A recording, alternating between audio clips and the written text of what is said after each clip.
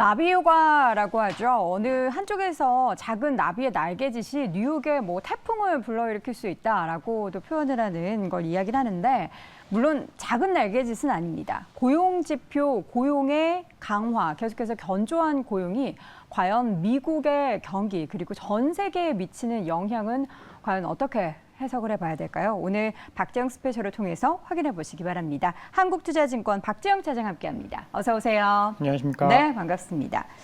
어떻게 제가 나비효과라고 했는데 맞는 표현인 건가요? 나비치고는 좀 크지 않나요? 그렇죠. 그러니까 나비치고는 큰 나비. 호랑나비 정도. 호랑나비. 네.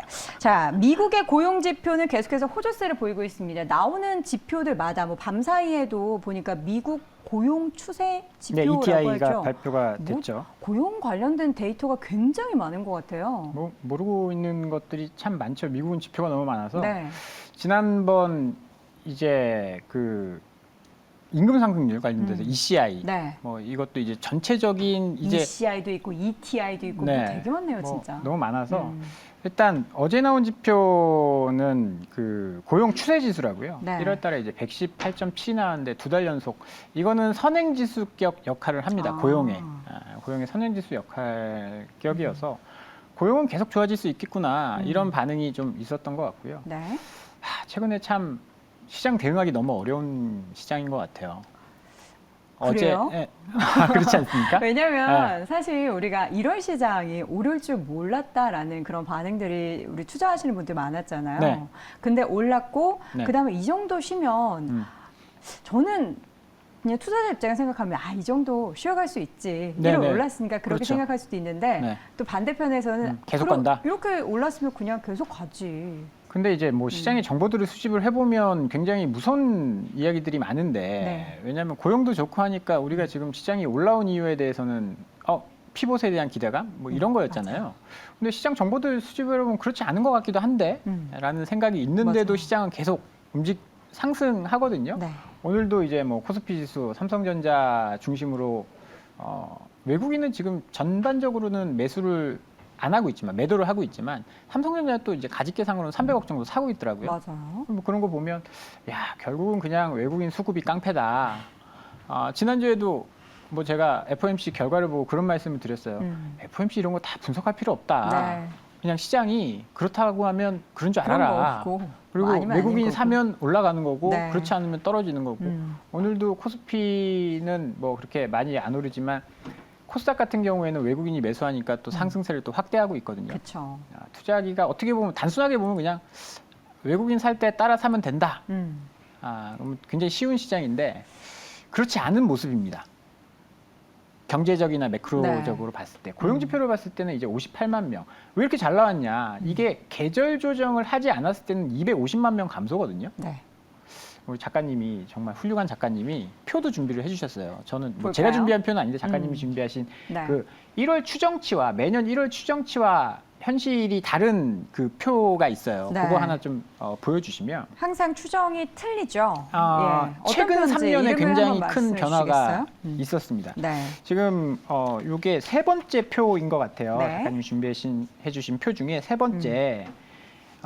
미국 비농업 고용의 변동. 1월 예상치랑 실제치가 왜 이렇게 다르냐. 그래프 차이가 막대 그래프가 이렇게 조금 차이가 나는 게 아니라 엄청 차이가 많이 나죠. 나요. 이번에 전망치는 19만이었는데 네. 58만이 나온 이유가 뭐냐. 네. 계절 조정을 감안하지 않고 봤을 땐 250만 마이너스였고요. 이거는 작년에도 같은 현상이 있었습니다. 네. 저희 보시면 최근 이 하늘색 고용의 실제값, 이 하늘색 막대기가 굉장히 높게 나오잖아요. 최근 3년 다 그랬습니다. 그쵸. 고용이 굉장히 좀 예측하기 어려운 상황, 팬데믹이라는 걸 겪으면서 이런 문제가 있었던 것도 있고 네. 통계 연초에 되면 통계에 대한 변경이 있습니다. 그렇다면서요? 기업에 대한 통계를 변화하는 것도 있고 가계조사에 대한 통계를 변화하는 것도 있어서 여기에 대해서 약간 오차가 생긴 거다라고 보면 좋을 것 같고요. 약간이 아닌데요? 약간은 아니지만 이제 이 통계의 변화를 이제 감안을 해야 되고 그렇다고 해서 고용이 안 좋은 거냐? 그건 절대 아닙니다. 네. 신규 실업 청구 건수 같은 거 보면 계속 또 이제 있죠. 줄어들고 있죠. 낮아지고 있고 실업률 보면 지금 40몇 년 만에 가장 낮다. 이것도 약간 통계 문제가 있긴 한데 통계 이제 밑에 그 노동자 수가 늘어났어요. 부모가 늘어났기 때문에 이제 분자가 그렇게 크게 늘어나지 않아도 네. 이제 실업률이 낮아지는 건데 뭐 그런 것들을 다 감안하고 봐야 되는 거겠죠. 어찌됐든 간에 고용이 굉장히 좋습니다.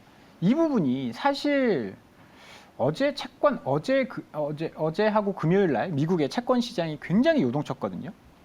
미국채 2년물이 하루에 20bp씩 올랐습니다. 2년물이. 이거는 정말 역대급 상승을 한 거거든요. 왜 그랬냐? 시장이 파월은 안 믿어도 고용 지표는 믿고 있는 것 같다. 근데 저는 그 고용 지표 지금 사장님께서 말씀해 주셔서 생각나는 게 있는데 사실 네. 미국 같은 경우에는 지금 뭐 임금이 많이 올라갔다라고는 하지만 워낙에 인플레이션의 상승이 커서 아무리 내가 그냥 잡을 하나만 가지고 일을 해도 이게 감당이 안 되는 거예요. 네. 그래서 직업을 여러 가지를 갖게 되는 거죠. 뭐 저처럼 이제 중복된- 엔잡러 네네. 열심히 일하는 사람이 되는 거예요. 네. 그렇게 돼서 이게 카운트를 다 하게 되면은 그게 다 고용 지표로 반영이 돼서 그래서 좋은 게 아닌가라는 그런 생각이 그런 또 이야기들도 드네요. 많이 하고 있죠. 네. 그래서 걱정스러운 게 이게 뭐 갑작스럽게 안 좋아질 수도 있는 그런 상황이다. 뭐 어제도 뭐 빅테크 기업 중에 하나는 그 직원의 5% 감원하겠다 네. 그런 이야기가 나왔잖아요. 그렇지만 서비스업에 그런 수요든 뭐든 간에 굉장히 견조한 수요가 경기를 뭐 경착륙으로 이끌지 않는다라고 한다면 연준이 금리를 내려줄 가능성은 높지 않다. 이게 바로 이제 페드 아치에도 바로 반영이 됐는데 파월이 무슨 이야기를 하든 금리를 올리든 점도표를 보여주든 믿지 않던 페드 아치 이건 페드 아치는 시장의 기대라고 보시면 돼요.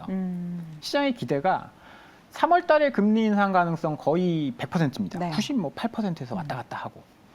그리고 50bp 인상 가능성도 소수이지만 나타나기 시작했어요. 그러니까요. 50bp를 올릴 수도 있다라는 부담도 있는 그런 상황이고. 네.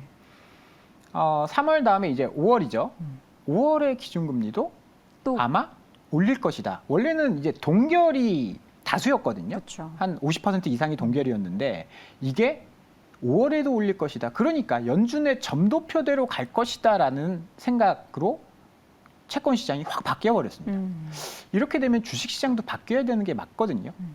그런데 주식 시장은 시차를 두고 조금씩 채권 시장을 따라오려는 움직임이 아닌가라는 생각이 저는 좀 들고요. 오늘 밤 새벽 2시 40분이죠. FOMC랑 명확하게 2시 40분이에요? 와, 그 다 기억하세요? 30분일 수도 있고요. 그쯤 파월 의장의 네, 2시 반경에 네. 파월 의장이 이제 연설을 합니다. 했죠. 무슨 주제가 이야기를 뭐예요? 주제가?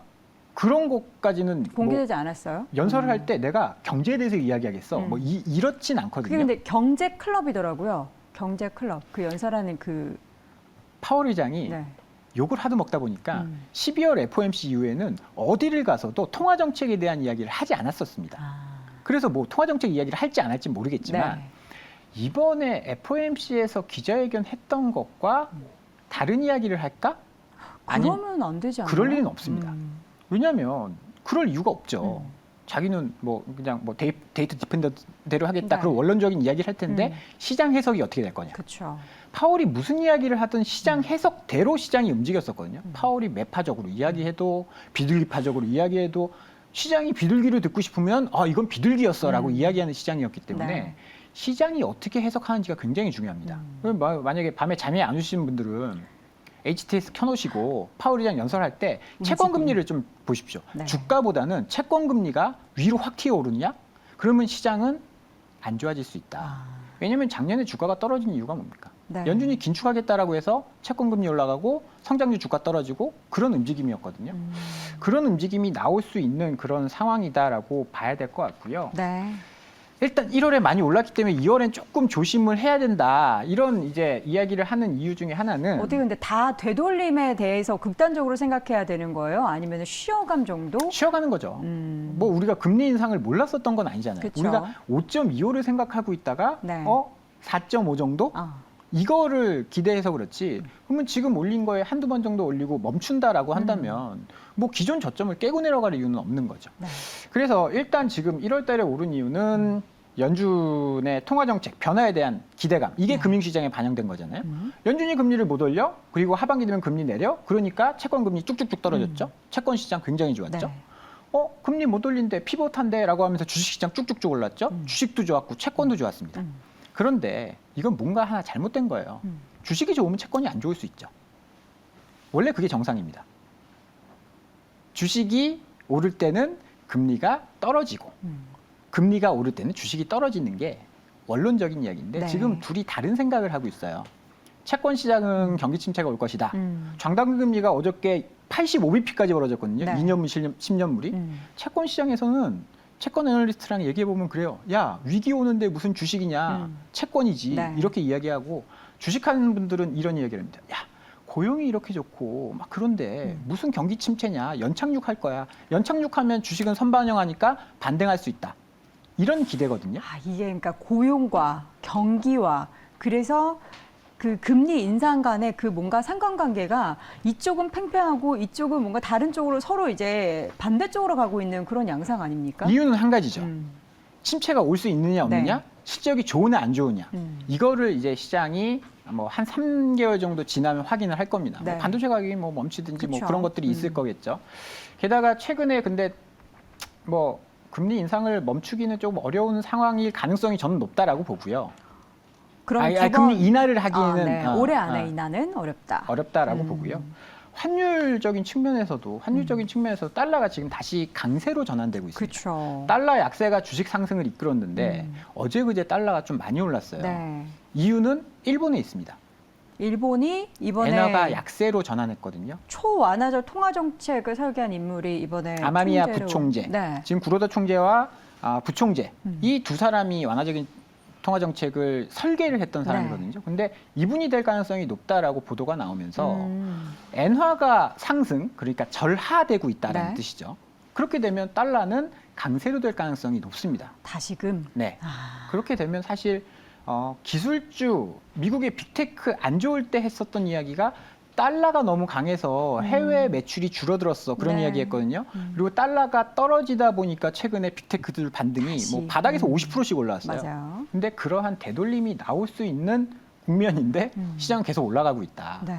여기에 대해서 약간 긴장감을 가질 필요는 있다라고 보고요. 음. 그렇게 되면 우리가 지금 시장에 두 개의 축이 있었어요. 긴축 종료로 인해서 뭐 반도체가 좋았고 성장주가 좋았고 네.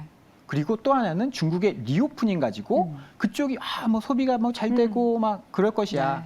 그러면 리오프닝도 한번 이제는 다음 타석으로 한번 좀 봐도 좋지 않을까. 아, 이쪽 빅테크 쪽에 시선을 많이 쏠렸던 부분을 리오프닝 쪽으로 다시 그렇죠. 돌려야 된다. 달러 강세, 금리 상승이 나오면 그쪽은 좀 쉬어갈 가능성이 네. 있고 리오프닝을 봐야 되는데 리오프닝을 어디를 봐야 되느냐, 소비주를 봐야 되느냐, 아니면 여행주를 봐야 되느냐, 뭐 여러 가지 이야기가 있을 수 있겠지만 소재 관련해서도 움직이잖아요. 그렇죠. 뭐. 지금 소재 관련 쪽 네. 굉장히 좋습니다. 지금 뭐 춘절 이후에 화학 제품 가격이 굉장히 다 급등하고 있거든요. 중국 쪽에서 네. 가동률도 높아지고 네. 있고 그러면 철강이나 화학 같은 시클리컬 이런 쪽도 중국 경기 개선과 관련돼서 관심 있게 좀 보셔도 좋을 것 같습니다. 네, 우리가 시각을 이제 빅테크 쪽, 기술주 쪽에 집중했었던 시각을 조금 옮길 그런 타이밍이 2월에 왔다라는 겁니다. 시장에 아무래도 좀 쉬어감이 있겠지만 그 안에서도 기회는 있다라는 거 여러분들 꼭 염두에 두시고요. 관련한 전략 잘 세워두시길 바랍니다. 박재영 스페셜 이 시간 한국투자증권 박재영 차장 함께했습니다. 고맙습니다. 감사합니다.